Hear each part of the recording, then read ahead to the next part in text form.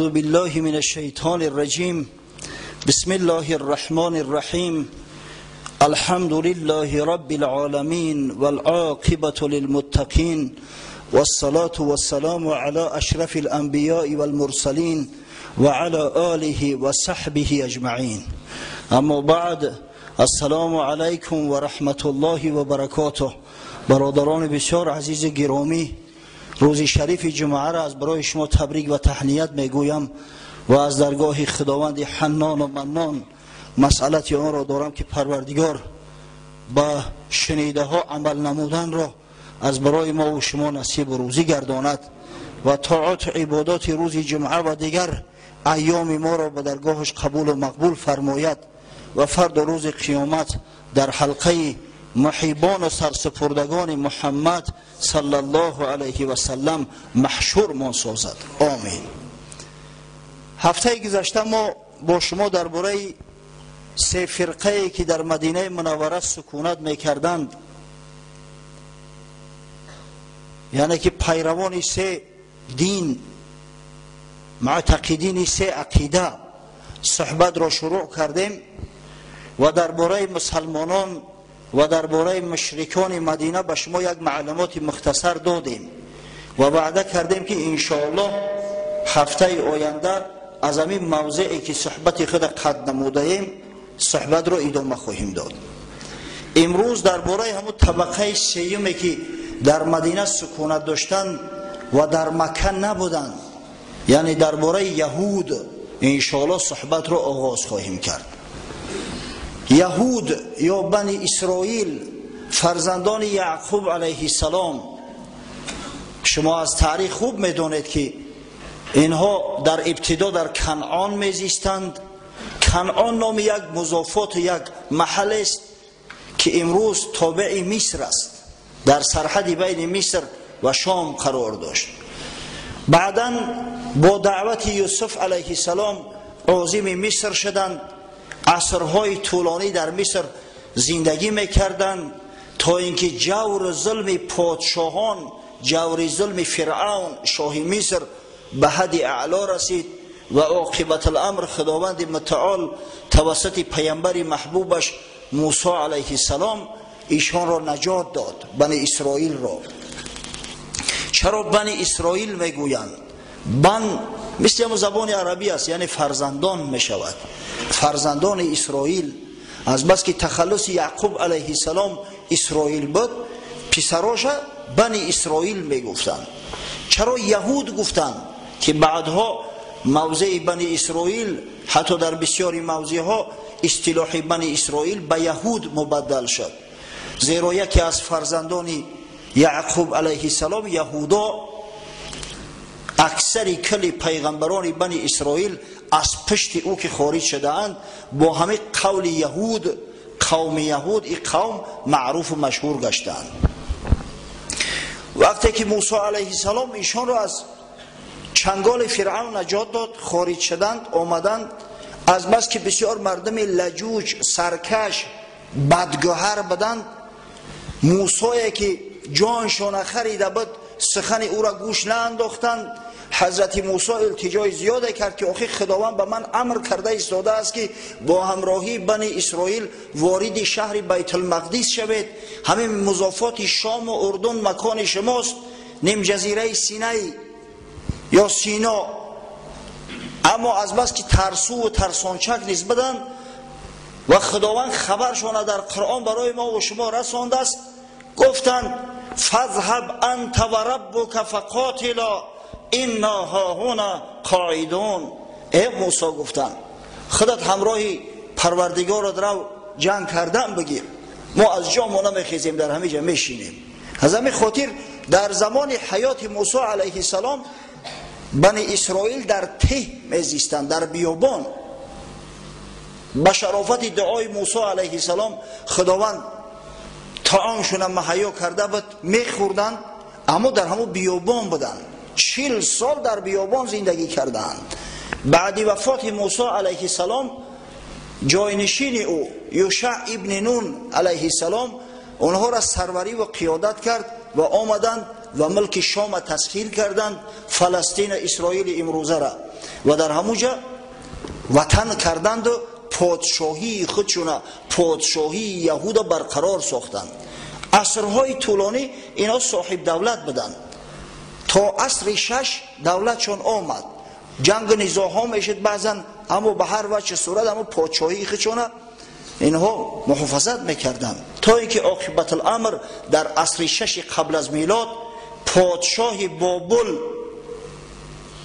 بختالنصر بیت المقدس ضبط کرد، به خاک یکسان کرد.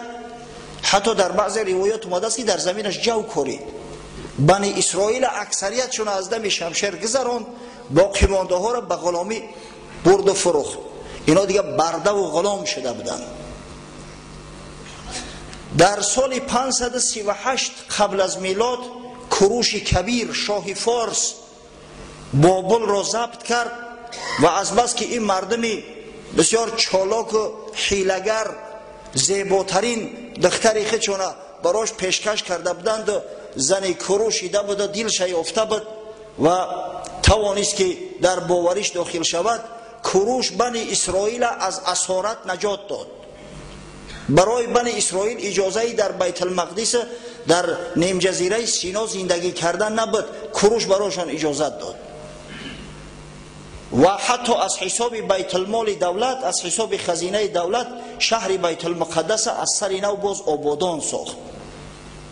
باز پادشاهیشو ادامه یافت تا زمان اسکندر مقدونی. اسکندر پادشاهی یهودا زیر تصرف خود در آورد. بعدا رومی ها آمدن، اگر چنده که پادشاه داشتن به نام شاه یهود، اما او وصلی دولتی در ابتدا یونانی ها بود، بعدا رومی ها، یعنی که دستنگر گوش به فرمان رومی ها بود. پادشاه یهودش میگفتن. مثلا همون بدبختی هیرودوس، سر ایرد میگن هیرودوس، همون پادشاه اسرائیل بود، اما دستنگری امپراتورهای روم بود. تا اینکه عاقبت الامر در سال 70 میلادی، متاسفانه ما وقت زیاد نداریم، برای همین بسیار فشرده گپ زده استم، کم یک تصورات داشته باشید، نباشه این تاریخ بسیار طولانی است. در سال 70 میلادی، سال یعنی که بعد 70 سال تولد عیسی علیه السلام، بنی اسرائیل شورش برداشتن یهودی ها بر ضد دولت روم. شورش بسیار ظالمانه پخش شد. باز اکثر از دم شمشیر گذراندن، بعضی ها را به غلامی فروختند. یک عده از یهودی ها جان به سلامت بردند و ترک وطن کرده از وطن خود خارج شدند. از جمله همون فراری ها یک عده شان آمدن وارد حجاز گشتند. در منطقه حجاز در شهر یثریب که امروز با نام مدینه الرسول معروف است مستقر شدند. یک قبیله در موضع خیبر، خیبر یک چند مرحله از شهر مدینه جلوتر است، یک قبیله چه خورترش در فدک و 3 قبیله یهود در حوالی یثریب و در داخل یثریب سکونت اختیار کردند. اکنون سخن درباره همین 3 قبیله میرود که در یثریب بودند، در شهر مدینه، و پیغمبر صلی الله علیه و سلم با اینها یک برخورد داشت. در ابتدا برخورد مسالمت آمیز، اما بعدا به سبب شر شور یهودی ها برخورد مسلحانه. این 3 قبیله، قبیله بنی قینقاع، قبیله بنی نذیر و قبیله بنی قریظه بودند. بنی قینقاع در زمان آمدن پیغمبر صلی الله علیه و سلم در داخل مدینه میزیستند. در داخل شهر مدینه یک بازار هم داشتند با نام بازار بنی قینقاع معروف است. اکثریت کل آنها تاجران و زرگرها بودند. زرگرهای ماهرترین نیم جزیره عربستان انمی یهودی های بنی قینقاع بودند. قبیله بنی نذیر و بنی قریظه در حوالی مدینه بودند، از شهر اندک یک فرسخ 2 فرسخ خارجتر، در منطقه حره واقیم. اصلا مدینه را ما یک وقت گفته بودیم که از 2 جانب حره احاطه کرده است. حره زمین سوخته را میگن، زمینی که در آفتاب سوخته است، سنگهاش سیاهند. اگر حاجی ها اعتبار داده باشند، از دو جانب مدینه منوره را همین دو حره بزرگ احاطه کرده است. یکیش با نام حره الوبره، حره وبره معروف است، دیگرش با نام حره وقیم از قسمت شرقی مدینه منوره. آن همین دو قبیله یهود، بنی نظیر و بنی قریظه، در همین قسمت حره وقیم بودند. زمینه های حاصل خیز داشت، از بس که آب چاه کشیده خارج کرده بودند و نخلستان ها بود، نخلستان های خوب درست کرده بودند. یهودی ها به شهر یثرب قبل از عرب ها آمده بودند، قبل از اوس و خزرج، و همونجا سکونت اختیار کرده بودند. خب شمارشون در کتاب آمده است، از جمله شیخ ابوالحسن ندوی، شیخ بزرگ اسلامی، یک جا خوندم عالم بزرگترین عصر 20 شیخ ابوالحسن ندوی محسوب میشد است. به اتفاق علمای اسلامی بزرگترین عالم عصر 20 شیخ ابوالحسن ندوی هندی را انتخاب کرده بودند. خدا رحمتش کند، سال 1999 وفات کرده است، همین آخری عصر 20 ماه دکبر، و این بزرگترین عالم عصر 20 خوانده می شود. همین شیخ ابوالحسن ندوی نوشته است که شماره و عدد یهودی ها دو قبیله بنی قینقاع و بنی نظیر در یک جایگی تخمین 900 نفر را تشکیل میکرد. شماره جنگاورا را اینجا حساب کردند، یعنی کسایی که شمشیر گرفته و در صف لشکر ایستاده میتونند. طفلکا و زنها و موی سفیدا در حساب نیستند. اما تعداد بنی قریظه، سپاهیان بنی قریظه به همین مقدار بود است، تخمین 700 تا 900 نفر. این دو قبیله کمتر بودند، بنی قریظه بیشتر. بنی قینقاع و بنی نظیر با خزرج رابطه دوستی داشتند، در صورتی که بنی قریظه با اوس. ایو را ببینید تو کدام درجه مکار و حیله‌گرند. برای آن که همون جنگ نیزا همیشه تسپان باشد و همیشه عرب خون عرب ریزد، همش با یک قبیله معاهده نکردند. یک نفرش به یک قبیله، دو طایفه دیگرش به قبیله دیگر، یعنی که شمار هم برابر بود که همین نگذارن که آتش جنگ هیچ وقت خاموش شود. خب این یهودی هایی که زندگی میکردن در منطقه خزرج واقعا اهل کتاب بودن، اینها موحد بودن، خدا پرست بودن، خدا را یکتا میدانستند و با همه موحدی خودشو در میان عرب افتخاراتی داشتند. مدرسه ها داشتند، در اونجا تورات و تلمود تعلیم میدادن به فرزنداشون. اکثریتشون با سواد بودن، یعنی خط سواد خواندن نوشتن داشتند، از جمله به همین خط عربی را خوب نوشته و خوانده میتونستند. در مدارس گفتم که تعلیم تورات و تلمود میدادند، اما متاسفانه تعلیم تلمود در میان بنی اسرائیل بیشتر بود. تلمودی که گویم اگر شرح توضیحات تورات است در نزدشون مشهورتر بود، زیرا همین کتاب تلمود یک کتاب ملتگرایانه و صهیونیستی یهود است. چنان یهودی ها را تعریف و توصیف میکند گویا که خلق برگزیده خدا فقط یهودی ها هستند، خداوند دنیا را برای یهودی ها خلق کرده است و تمام مردم دیگر حیوان های دو پا نامیده شده و خادمای بنی اسرائیل یهود بودند. تو همین درجه را باور کنی، تا به حال میخونی همه از خط اول حرف اولش همون صهیونیسم یهودی چکیده می ایستاد. تو همین درجه را ملتگرا بودند. اما در مسئله ترغیب و تشویق عقیده موحدی دست بالای دست نگذاشتیم. کسی را از مردم عرب به دین خدا دعوت هم نکردند. نگفتند که شما مشرک و بتپرست هستید، بیا یک تو پرست باشید. عموما در تاریخ ما شما خوب میدونیم که بنی اسرائیل میل رغبت ندارد که مردم دیگر شریعت موسی را اختیار کنند و قبول کنند. این شریعت همین شریعت خاصه خود میدونند و همین بزیان و ضررش و عاقبت الامر انجامید.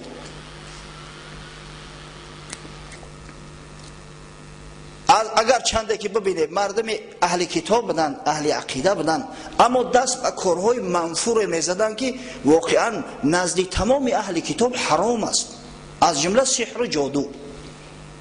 در جادوگری یدی طولا داشتن.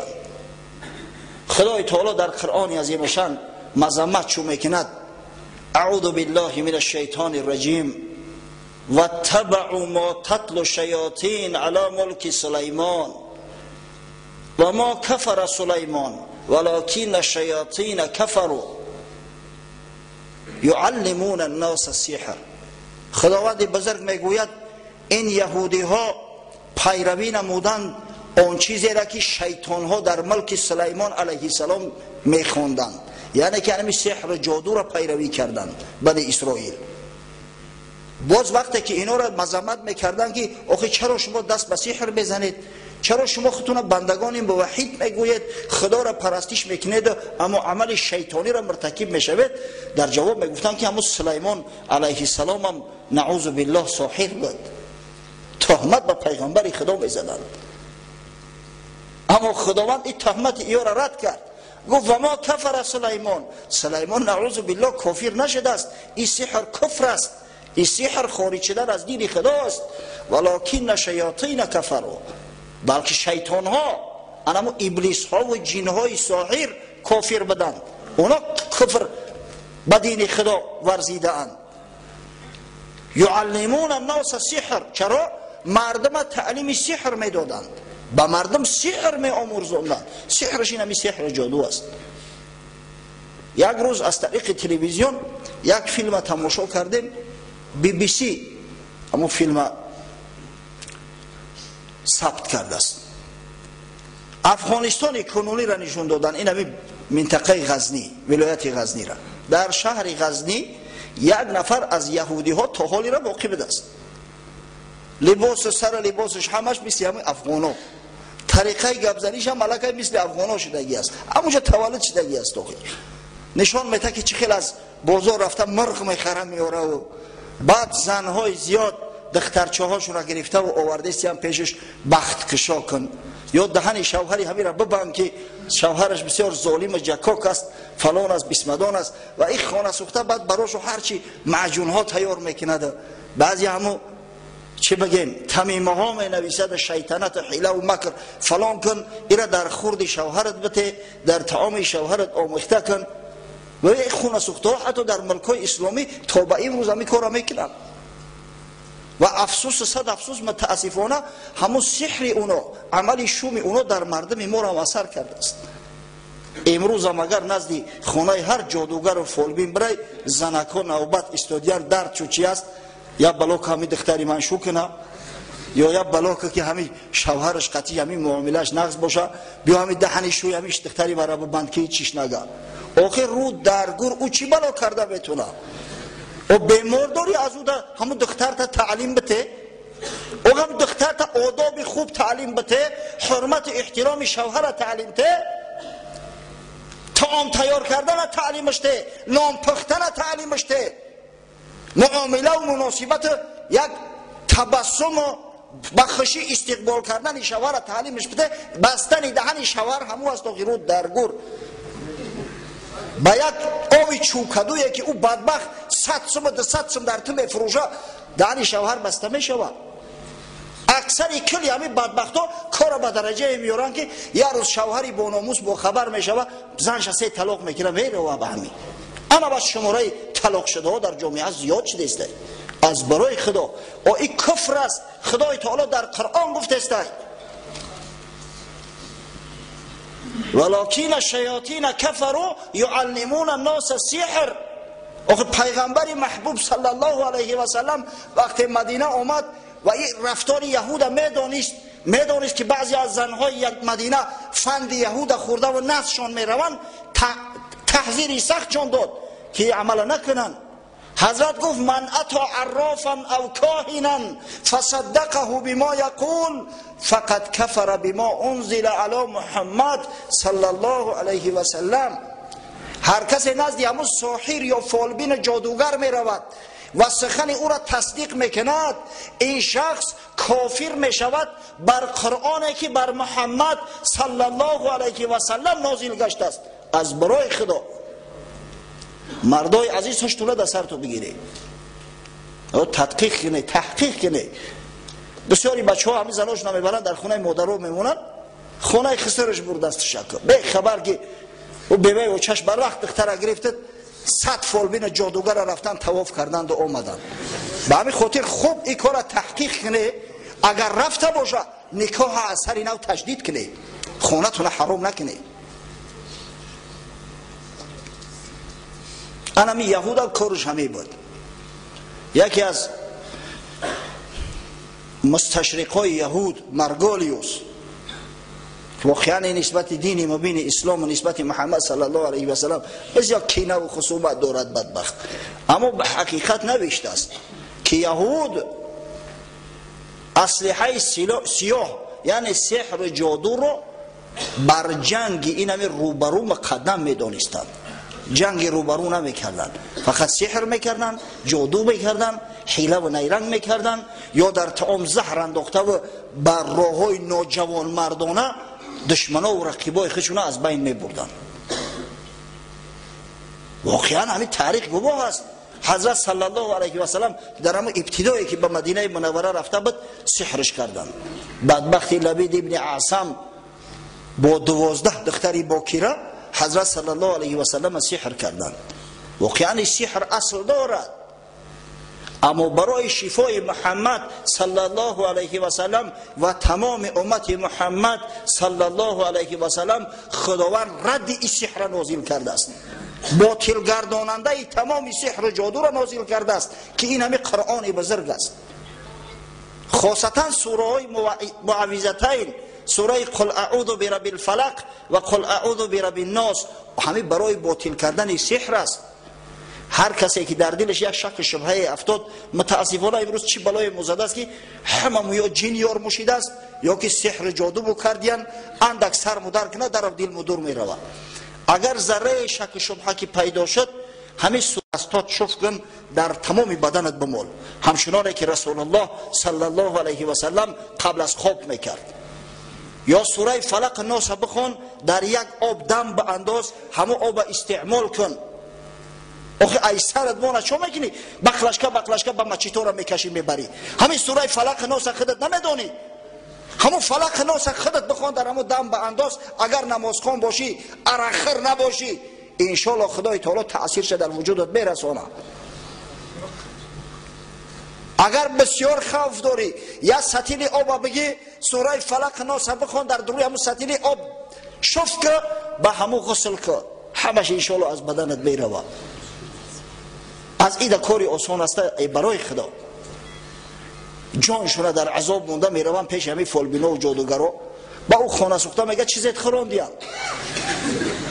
اکم را برآوردن در کار.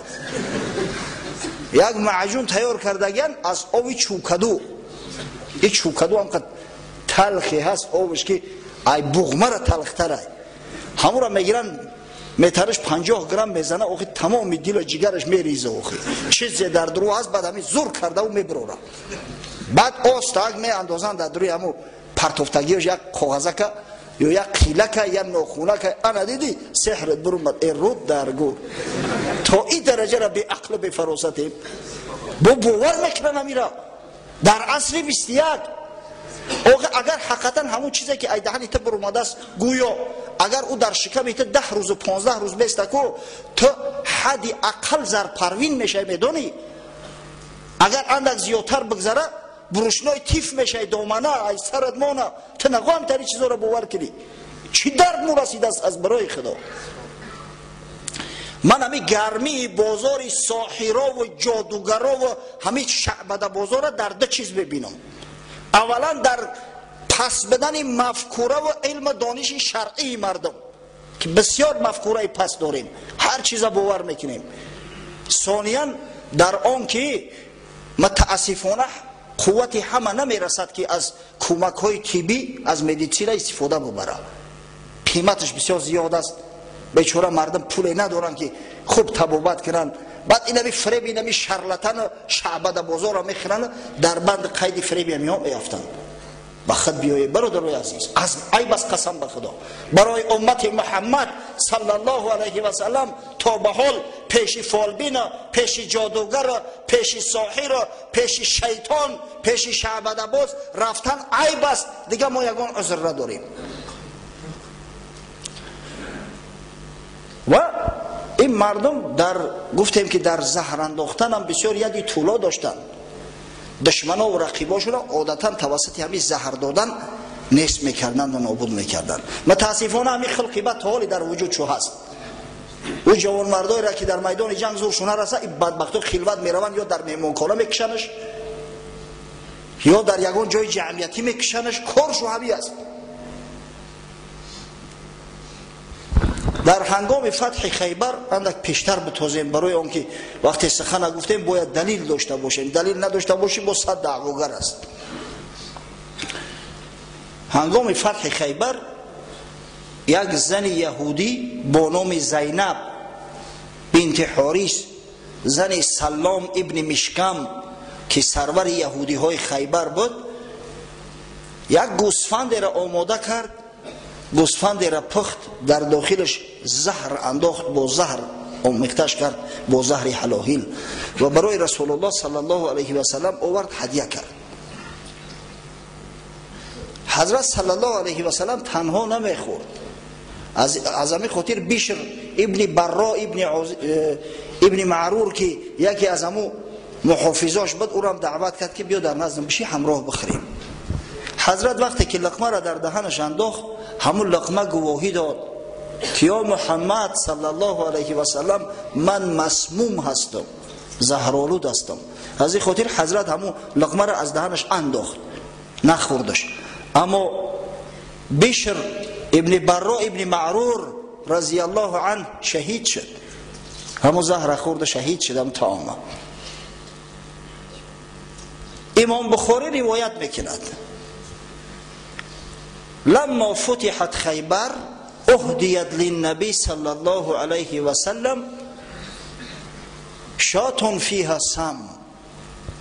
در فتح خیبر، در سال فتح خیبر برای رسول الله صلی الله علیه و سلم میگه یک گوسفند آوردن که با زهر آمیخته و آلوده بود. فقال النبی صلی الله علیه و سلم اجمعوا الی من کان ها هنا من یهود. گفت همه یهودی ها را جمع کنی، کدامش زنده مونده است، در اسارت است، کی است، خو همش یک جمع کنی. فجمع له فقال اینی سائلکم عن شیء فهل انتم صادقی عنه. وقتی جمع آمدن حضرت گفت ای یهود، یک چیز از شما میخوام سوال کنم، راست میگین؟ من به گپ شما باور ندارم. آیا شما همین گپی منو به راستی جواب میتین؟ گفتن نعم یا ابوالقاسم. بله گفتن ای ابوالقاسم، ما اسیر شدگیم، دیگه میتونیم که دروغ بگیم؟ دروغ گفتن نمیتونیم که قائل بشیم. گفت هل جعلتم فی هذه الشاة سما. در همین گوسفند گفت زهر انداخته بده. مقصد که همون زنک به فرمان شما همین کارا کرد، او زن از پیش خود نمیکنه که. گفتن نعم بله.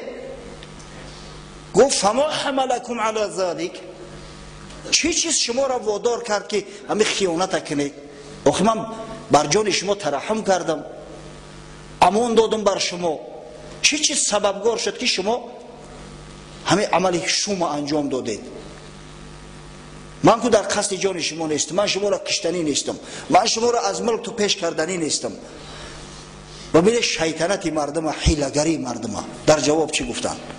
گفتن اردنا این کنت کاذبا نستریح و این کنت نبیا لم یضرک. گفتن ما قصد کردیم که همین را زهرآلود میکنیم، به تو پیشکش میکنیم، اگر تو دروغگو باشی و پیغمبر نباشی جان ما از تو خلاص میشود، اما اگر پیغمبر باشی این به تو ضرر زیان میرسوند. این حیله را بینه سبحان الله، تو کدام درجه مکار و حیلگران جنایت کردین با خودشون سفید کردستین. اما با ببینه که بعد از او که دریافتن که محمد صلی الله علیه و سلم پیغمبر بدست، همیشه یک معجزه شد که لقمه خودش شهادت داد، بعد او را میمون آوردن کسافتو، باز در همون دین یهودی خودشو باقی موندن. واقعا تاریخ شاهد حال است که کار و رفتار این مردم به همین زیل همین شکل بود، حیله های زیاده میکردن، اما آخر با او حیله و نیرنگ شو ما و شما مردم کم اعتقاد و ضعیف ایمان فریب میکنن. محمد صلی الله علیه و سلم و اصحاب گرامی آن حضرت که از مکتب محمدی تعلیم گرفته بودند و تعلیم میگرفتند، اونا را فریب کرده میشود. حضرت مولوی یک قصه آورده است در مثنوی شریف. مرتضی را دید روز یک جهود، کوز تعظیم خدا آگه نبود، گفت خود را اندر افکن هین زبام، و اعتقاد کن به حفظ حق تمام، تا یقین گردد مرا ایقانی تو، اعتقاد خوب و با برهانی تو. یک روز میگوید یک یهودی نزد حضرت علی اومد، گفت یا علی، واقعا تو بسیار آدم دانشمند و عاقل هستی، خداپرست هستی، من عبادت تو را میبینم، توکل تو را به خدا میبینم، دلم گم میزنه. گفت بیا بالای بام برای بخت سرکی پرتو، توکل تا به خدا کن، اگر اجلت رسیده باشه میبری اخی، خواه بالای بام باشه خود در درون خونه، نه که اگر اجلت نرسیده باشد خدای تعالی تو را محافظتت میکنه، کو همه از خدا است، به مشیت خدای تعالی یا برگ از درخت نمیافته، و تو را که اجل نرسیده باشه به افتیدن از بالای بام چیز نمیشه. شیطان ببینه تا یقین گردد مرا ایقانی تو، اعتقاد خوب با برهانی تو. شاید اگه به عقل ما میشید به پرید میزد سر گردنش میده میشید. پس امیرش گفت خاموش کن برو، تا نگردد جان تزین گفتن گرو. تا بدبخت پیر تکه گفت تیز گم شو که میزنم سرت از بدن می اندازم. بنده را کی زهره باشد کس فضول، امتحان حق کند ای گیچی گل.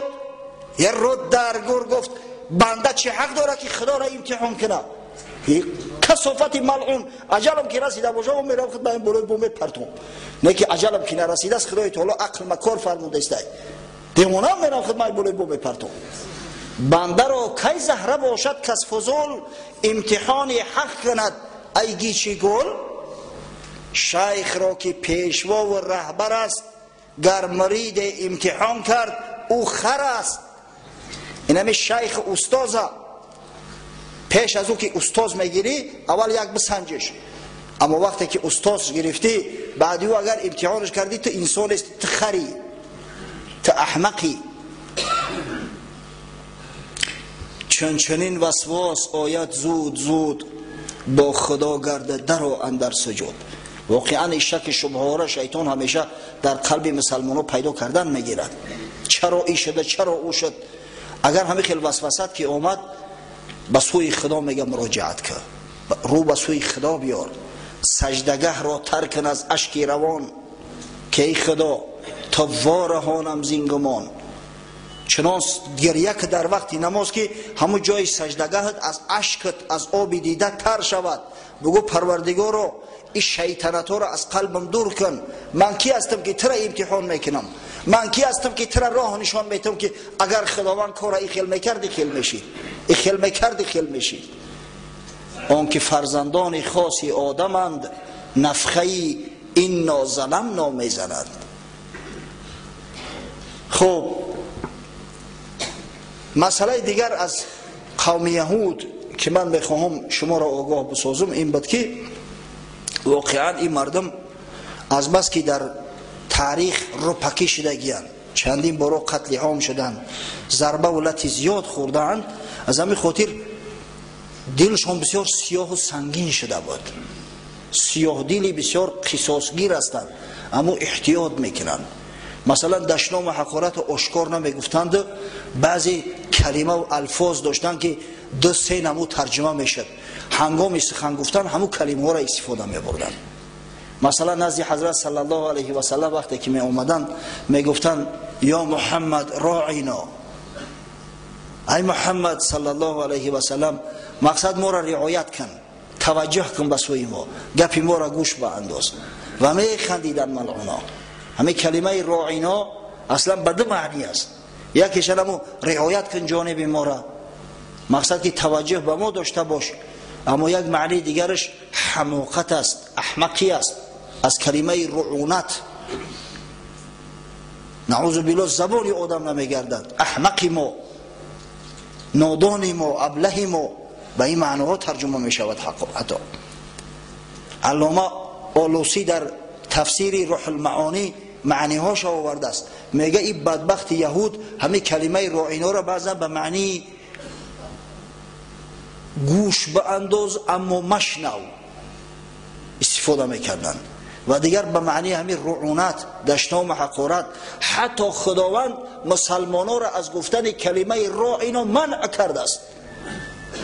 در قرآن عظیم شان خداوند متعال میگوید یا ایها الذین آمنوا لا تقولوا راعنا وقولوا انظرنا واسمعوا وللکافرین عذاب علیم. ای مسلمانان شما راعینا نگویید، شما گویید انظرنا، یا رسول الله به ما نظر کن، یعنی توجه به سوی ما کن. همین کلمه راعینا را استفاده نبرید، فرمان خدا را گوش ببرید. این کافرای یهود عذاب دردناک اینا را انتظار است.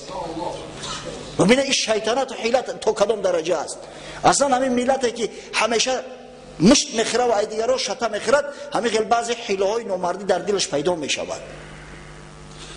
دیده همین جوانی که در زیر لط شتک کلان میشود، یا یگون منیک میشود اخیر، یا یگون بلای دیگه در گرفتار میشود. اگر خدای نکرده صاحب قوه شود، این همین قدر ظالم کلان میشود که از خاص عام بدبخت قصاص میگیره. قصاص دوره کودکیشه. ان همین قوم هم همین خیلی تربیه شده بودن متاسفانه. من یاد دارم یک جهود بدارم 82 محله 82 سر میتراشید. این هر کسی نخست دشنام حقارتش میکرد، یگون عمل ناجا میکرد، با میگفت شد رو همون گفتگیم رو. این خونش در اول میگفت است که کسی مرا حقارت کنه خودش فلان و بیسمدان، کسی مادر ما حقارت کرد مادر خودش فلان و بیسمدان. خوب در خونش میگفت است. بعد اگر کسی قطعی گپش بلند میشید است و جرأت نه که گپ زنه مرد برین. شد رو همون گفتگیم، همون گپ من در خونه گفته بودم، همون واقعا عادت شو همی است. و بسیار نامردی میکردن مسلمانایی را که حقیقتا با اینا از در مصالحت و مسالمت وارد شده بودن. مسلمانایی که یهود از مشرکا، از عربهای مشرک خودشو بالا میموندن، زیرا این مردم اهل کتاب هستند. مسلمانایی که نکاح زن یهودی را با مسلمان روا میدانستند، در صورتی که با عربی مشرک درست نبود نکاح، با همونایی نمیخیل حیله و نیرنگ میکردن. یا نزد حضرت صلی الله علیه و سلم می اومدن میگفتند السلام علیک یا محمد صلی الله علیه و سلم. سلام نه سام. بار حضرت صلی الله علیه و سلم گفت شما میدونید چی میگویند همین مردم؟ گفتن نه یا رسول الله، خدا و پیغمبرش داناتر است. گفت اینا میگن السلام علیک، سام مرگ است، یعنی مرگ بر تو. گفتن یا رسول الله اجازه هست که ما قصاص بگیریم؟ گفت نه، بگذارید شیطان ها را، مکار شیطان در اما حیلگر در حیله خدا گرفتار می شود، در غضب خدا گرفتار می شود. اما وقتی یک نفر شما را سلام دادن، شما نگین و علیک السلام، بگین و علیک بر تو هم. همون سام که گفت سامش در خودش می رود روش در قلب. خدای تعالی در قرآن پیغمبرش تحذیر داد و اذا جاءوک حیوک بما لم یحییک الله. وقتی نزد تو میآیند به تو سلام میتن که خدا به تو خیلی سلام نداده است، یعنی حیله و نیرنگ میکنن. در حدیث اومده است حضرت صلی الله علیه و سلم میفرماید لکل داء دوا الا صام، یعنی الموت. هر درد به خودش یک شفا و یک دوای دارد مگر صام، یعنی مگر مرگ که همه اجل شفا ندارد. ببینه رفتار و کردارشو چی نوع چی طریق بود. بسیار دل سیاه داشتن. حتی کار به حدی بود که بعضا بی‌ادبی های از خود اظهار میکردن که همون عربی مشرک به خود همون بی‌ادبی را روانه میدید. اهل کتاب باید یک ادب یک اخلاق حسنه داشته باشند، اما نداشتن متاسفانه. همون قبیله بنی قینقاع من برای شما گفتم که یک بازاری داشتن، زرگرای معروف و مشهور از همین قبیله بنی قینقاع بودن. در بازار بنی قینقاع تیلواری سودا میشد و بار یک زن عرب به خاطر خریدن تیلواری، این زنها در همون قدیم هم عاشق تیلا بودن، حالی هم عاشق تیلا هستند، با بازار آمد. زرگر از زن خواهش کرد، گفت که رو تنشان بده. دید دستاش بسیار زیبا، در روش نقاب کشیده شده بود. گفت یک رو تنشان تکو ببینم دستات قدر زیبا هستن، این چهره چقدر زیبا باشه. اما این زن گفت بدبخت تو چی میگوی؟ من زن شوهردار هستم. و وقتی که زن نشسته بود و همون تیلاها را میسنجید و میدید، یک بدگهر یهودی، همون زرگر، رومالش گرفت، نوکشه در زمین یک جا محکم کرد، گره کرد. وقتی بیچاره زن میخواست از جاش قایم شود، از بس که گره کرده بشده بود نوکش، روش برهنه شد، گردناش برهنه شد. و همه یهودی هایی که جمع آمده بودن برای تماشای این زیبا صنم، همه قهقه در آمدن، همه خندیدن، گردناش دیدن. زنم دیگه از قهر غضب صداش بلند کرد، داد و وای برداشت. یک مسلمانی بناموس همونجا از در همون بازار بود است. وقتی واقعه را دید، خنجر را کشید آمد، او بدبخت زرگر یهودی را قتل کرد. و این بدبخت یهودی های دیگر مسلمان را قتل کردند. سبب رانده شدن بنی قینقاع، سبب خوار و ذلیل گشتن بنی قینقاع انمی بی‌ادبی احمقا بود که نسبت عار و ناموس مسلمان ها، نسبت زنهای مسلمان ها حتی کار به درجه اومد که بی‌ادبی کردن. البته خدای تعالی به جزا نمیمونه این طایفه را. سبحان الله.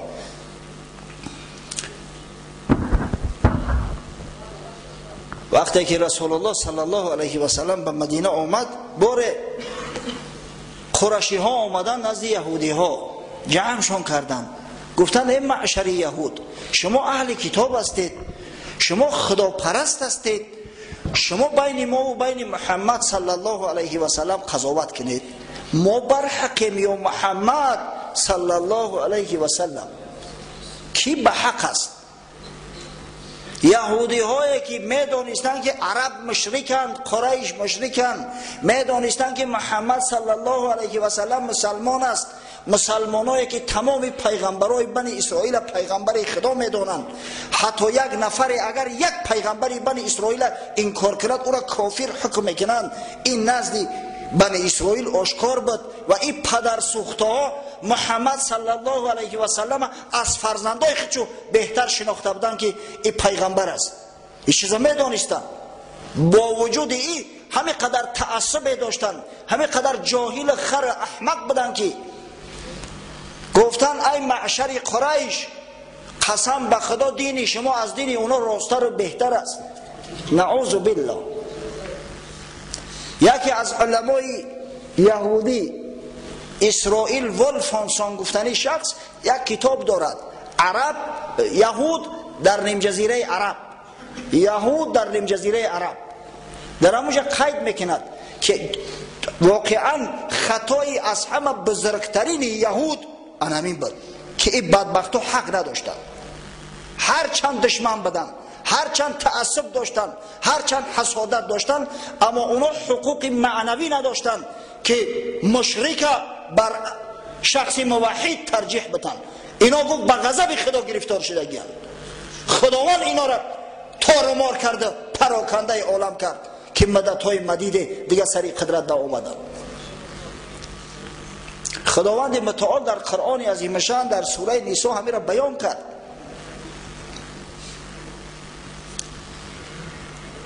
خدای بزرگ بیانش میکنه: الم تروا الی الذین اوتوا نصیبا من الکتاب یؤمنون بالجبت والطاغوت و یقولون للذین کفروا هؤلاء اهدی من الذین آمنوا سبیلا.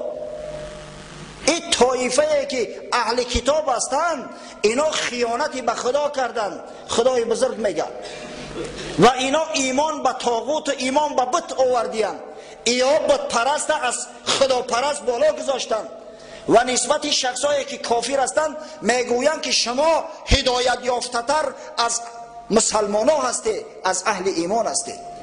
خدا به غضبش گرفتار تو کند.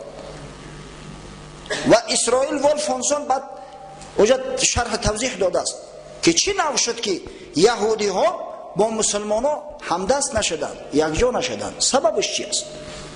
چرا مسلمان هایی که تمامی پیغمبرای بنی اسرائیل پیغمبر خدا میدانند، اینقدر بزرگ میدانند، چرا مسلمان هایی که در قرآن خداوند متعال براشان گفت ای بنی اسرائیل اینی فضلتکم علی العالمین، من شما را بر عالمیان تفضیل دادم که اکثر پیغمبرای من از میان شما هستند، چرا با اونها اینقدر کینه و عداوت پیشه کردند؟ با مشرکا زبان یک کرده و بر ضد مسلمان ها خواستند. میگوید این کار دو سبب دارد. سبب اول انمو تعصب یهود، حسادت یهود، به درجه حسود هستند، به درجه این بدبختان متعصب هستند که از غیر بنی اسرائیل کسی را قبول ندارند. هر کسی یهودی است آدم خودشون است، اما کسی اگر یهودی نباشد اینا اصلا قبولش ندارند به هیچ وجه، به هیچ صورت. و چون محمد صلی الله علیه و سلم از بنی اسرائیل نبود و به فرمان اینا عمل نکرد و اینها را به سوی دین خدا خواند و کمبودی و نقصانهایی که در کتاب خدا وارد کرده بودند آشکار ساخت، اینا به شر شور بر ضد مسلمانان قد علم کردند. سبب دوم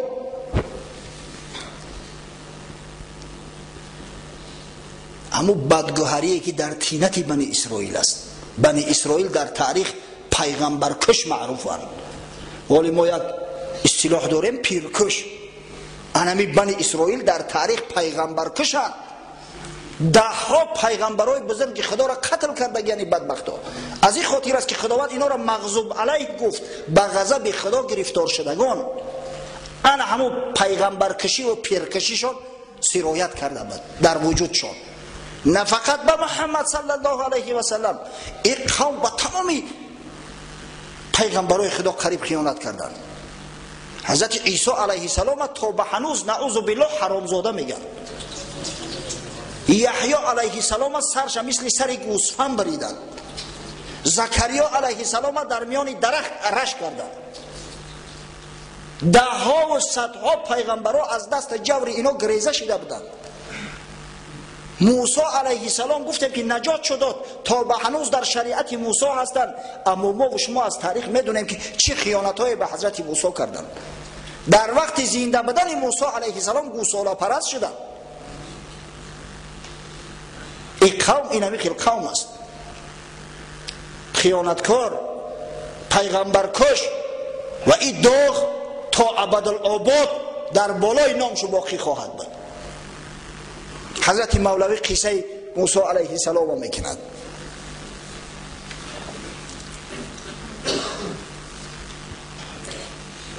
گفت موسی با یک مردی خیال که بدندش از شقاوت و زلال، صد گماند بود در پیغمبریم، با چنین انصاف و این خلقی کریم. یک روز میگه حضرت موسی به غضب آمد، یک بدبخت یکی از همین سرورای بنی اسرائیل گیر کرد. حضرت موسی بسیار غضبناک بود، یدم مشتی آبدارش زد. بعد گفت که آخه ای پدرسگ، در من این قدر تو بدگمان هستی، این قدر معجزه های من را به چشم دیدی، با وجود این قدر تو نسبت من بدگمان هستی؟ 100,000 معجزه دیدی زی من، صد گمانت می فیزود و شک زن. بجای آن که معجزه های من باور یقینی تر زیاد کنن، برعکس شک شبه در دیوت زیاد میشد. ملعون. گرد از دریا برآوردم عیان، تا رهیدت از شر فرعونیان. برای آن که از چنگال فرعون نجات بیاید، من گرد چنگ بحر بالا کردگیم. اول یک سوال است که آیا از زیر بحرم چنگ میبروید؟ جوابش همی است بله.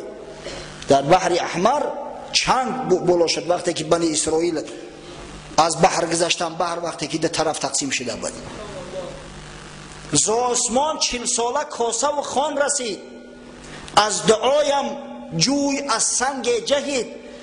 آخه خانه تان بسوزه. گفت که 40 سال به دعای من خدای تعالی طعام شما را مهیا کرده است در بیابان. با یک دعا و با یک ضرب عصای من از یک سنگ خوره آب پرید، آب خورده. 12 جبار تقسیم شد، 12 سبت شما از همون آب میخورد. بانگ زد گوساله از جادویی، سجده کردی که خدای من تویی. اب پدرسک همین یک گوساله یک بربع گفت تو در رفتی در پیش سجده کردی؟ چه نبودی بدگمان در حقی او؟ چه نبودی شک چنین ای زیشت خو؟ آخه چرا در حق گوساله بدگمان نشدی؟ در حق موسی علیه السلام بدگمان بدی، در حق هارون علیه السلام بدگمان بدی، او چرا در حق یک گوساله بدگمان نشدی؟ سامری خود کی باشد ای سگان که خدای برتراشد در جهان؟ پیش گاو سجده کردی از خری، پیش گاو سجده کردی از خری. گشت عقلت صید سحری سامری. بعد حضرت مولوی شرحش میده که سببش چی بود. حضرت میگه چون که هر جنس را باید جنس خود، گاو سوی شیر نر کی رو نهاد. هر کس به همون جنس خودش عمل میکنه. او موسی علیه السلام، عیسی علیه السلام، یحیی علیه السلام، زکریا علیه السلام و پیغمبرای اهل ایمان هستند. اونا پیغمبرای مسلمان ها هستند که مسلمان ها به قدرشون میرسن. شیخ احمدی دیداد با یک نفر نصرانی بحث میکرد. در ضمن بحثش گفت در میان اپیسکوپای انگلیا بریتانیای کبیر یک تست گذروندن پنهانی با حامله شدن مریم بتول به شوهر. 67% اپیسکوپا میگه به همین شک داشتیم، باور نداشتیم. سبحان الله. اپیسکوپا ملاهای کلان نصرانی 67%ش شک داشتیم که عیسی علیه السلام به پدر تولد شده است. احمدی دیداد خدا رحمتش کنه به یک افتخار گفت برای ما مسلمانان فقط آیه قرآن کفایه است که او روح خداست و کلمه است که خدای تعالی در بطن مریم عذرا انداخته استش. ما به همون ایمان داریم، یگان شک نداریم. چون که هر جنس را باید جنس خود، گاو سوی شیر نر کی رو نهاد. آی بنی اسرائیل صدقه موسی علیه السلام کنه. آن ابو بکر از محمد برد بو گفت هذا لیس وجه کاذب. حضرت ابو بکر که به قدر محمد صلی الله علیه و سلم می رسید چهره شدید گفت این چهره شخصی نیست که دروغ گوید. گفتن یا ابو بکر این دعوا میکند که من عثمان برآمدم عرش رفتم. گفت چهره این چهره مردی نیست که دروغ گوید، راست گفته است. صدق رسول الله صلی الله علیه و سلم. چه نبود بوجهل از اصحاب درد دید 100 شقی قمر باور نکرد. اما ابوجهل که از اصحاب درد نیست، از جنس محمد ها نیست، از جنس مسلمان و اهل ایمان نیست، 100 شقی قمر را به چشم دید اما باور نکرد، قبول نکرد. آینه دل صاف باید تا در او واشناسی گوهر زیشت از نکو. متاسفانه وقت مونم تمام شده. همینجا انشالله سخنمون قطع میکنیم به وعده اون که اگر انشالله تا هفته آینده اگر سالم باشیم، پابرجا باشیم، صحبت از همین موضعی که قطع کرده ایم با ادامه خواهیم داد. ربنا افتح بیننا و بین قومنا بالحق و انت خیر الفاتحین برحمتك یا ارحم الراحمین. عطا کند جمیع بلا و آفات از سر شدار نگه بدارد. در حق برادر ما حاجی ولی جان محمدی برادر خداوند جمیع مراد و مقصوداشون حاصل گرداند و میل محبتشون به اسلام، به قرآن، به محمد در حق یا دو درچه داریم عبدالرحیم جان هم نام خدمت. خداوند صاحب زن صالحه و فرزندای صالحش بگرداند. در حق ابراهیم برادر که برای مسجد صدقه جاریه کرد. چی جای ابراهیم که ابراهیم جوانمرد است، ابراهیم تاجر است.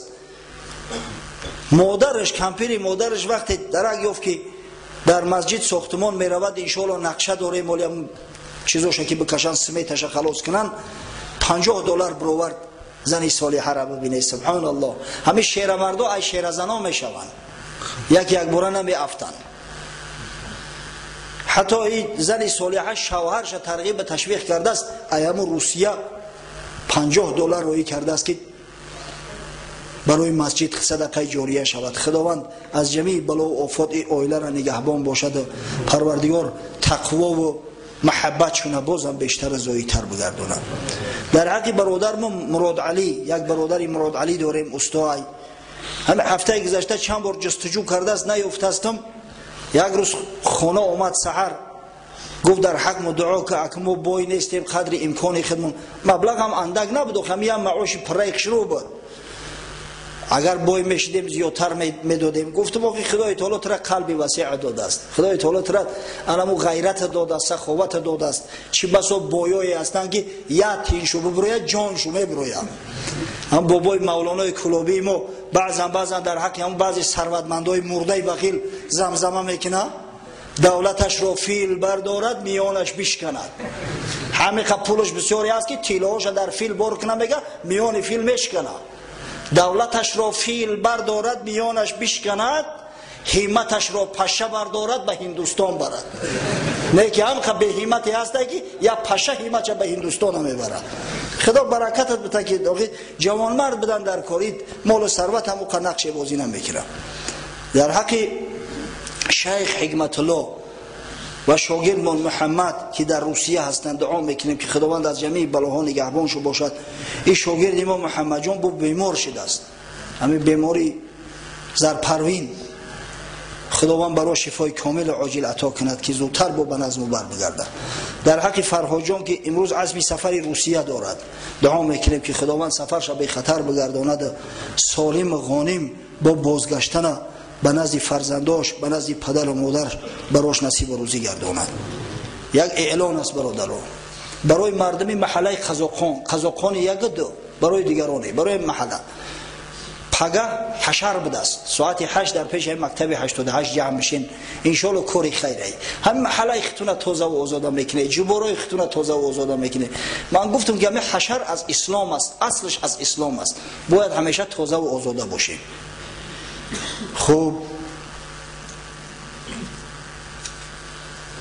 یک برادر نوشته است که من پسرچدار شدم، نامش رو حضرت بلال ماندم، در خوابم حضرت بلال ماندم و او رو نام ماندیم بلال الدین.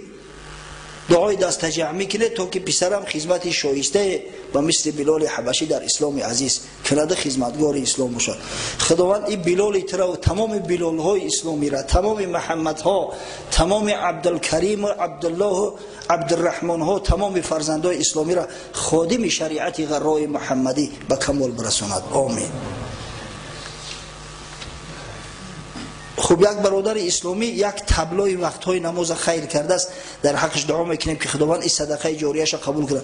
برادرها واقعا خیر میکنند، بعضیش گفته نمیتونیم اما دلخوره نشوه. ان شاء الله او صدقه جاریه‌ای که با اعلان نمیشه و اجر ثوابش از این اعلان میشه یا زیادتر و بالاتر است. خب یک برادر در ژاپن تحصیل علم داشته است، طلب دعا داشته است، فیضلی دعا میکنیم در حق ای و در حق تمام طالب علم ما، خواه طلب علم دنیوی داشته باشند خواه دینی، که خداوند سالم با عقیده صحت سالم با علم دانش بازگشتن براش نصیب روزی گرداند. ربنا افتح بیننا و بین قومنا بالحق و انت خیر الفاتحین برحمتک یا ارحم الراحمین.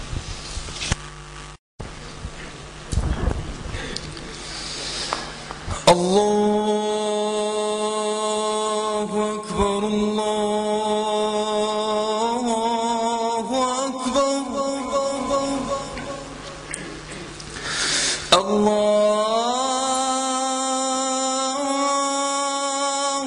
أكبر الله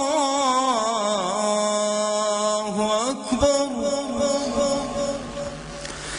أشهد أن لا إله إلا الله.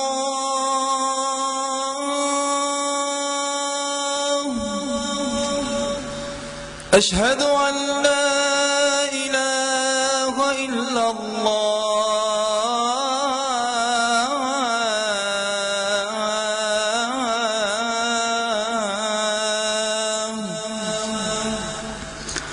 أشهد أن محمدا رسول الله.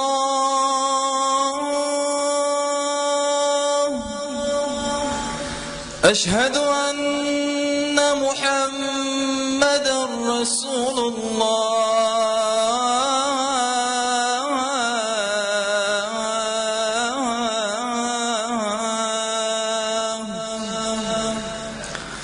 حي على الصلاة.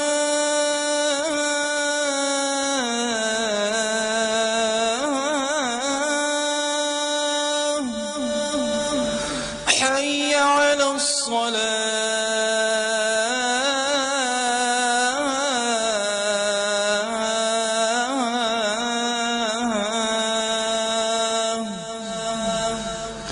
حي على الفلاح.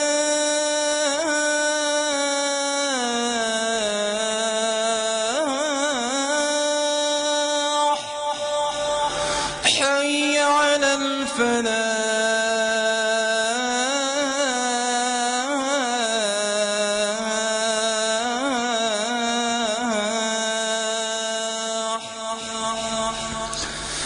الله أكبر الله أكبر. لا إله إلا الله.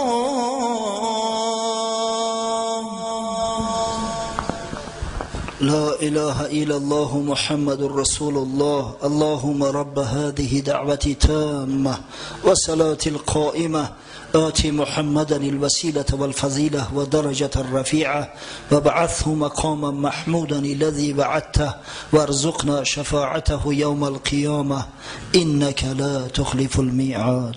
آمين.